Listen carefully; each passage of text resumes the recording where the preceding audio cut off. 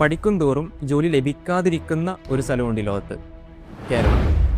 നിങ്ങൾക്ക് എഴുതാനും വായിക്കാനും അറിയുന്നുണ്ടെങ്കിൽ നിങ്ങൾക്ക് ജോലി ലഭിക്കാതിരിക്കാനുള്ള സാധ്യത 4%. പക്ഷെ നിങ്ങൾക്ക് ഡിഗ്രിയും PGയും ഉണ്ടെങ്കിൽ അത് 23% മാറും. ഇനി നിങ്ങളൊരു സ്ത്രീ ആണെങ്കിലോ 47%. എങ്ങനെയാണ് ഇന്ത്യയിലെ ഏറ്റവും സാക്ഷരതയുള്ള സംസ്ഥാനം ഏറ്റവും തൊഴിലില്ലാത്ത സംസ്ഥാനമായിട്ട് മാറിയത്? എഫർട്ടാണ് ജോജോ നമുക്ക് പാടിയത്. ഒന്നാമത്തെ കാരണം ഡിഗ്രി ജോബ് മിസ്മാച്ച് ആണ്. അതായത് പഠിക്കുന്നതിനുള്ള ജോലിയല്ല കേരളത്തിലുള്ളത്. മറ്റൊരു വാക്ക് പറഞ്ഞാൽ ജോലിക്കുള്ളതല്ല നമ്മൾ പഠിക്കുന്നത്. രണ്ടാമത്തെ കാരണം ദ ക്യൂ സിസ്റ്റം. കേരളത്തിലെ വലിയൊരു വിഭാഗം യുവാക്കളും PSC എക്സാം എഴുതുന്നവരാണ്. ഇതിൽ തന്നെ പല ആളുകളും ലിസ്റ്റിൽ വന്ന ആളുകളാണ്. PSC ലിസ്റ്റുകളുടെ അവസ്ഥ നിങ്ങൾക്ക് എല്ലാവർക്കും അറിയുന്നതാണ്. മിക്ക ജില്ലകളിലും 1ാം റാങ്ക് പോലും പോസ്റ്റഡ് ആയിട്ടില്ല. അതായത് പുല്ല് തിന്നുകയില്ല, തീറ്റിക്കുമല്ല.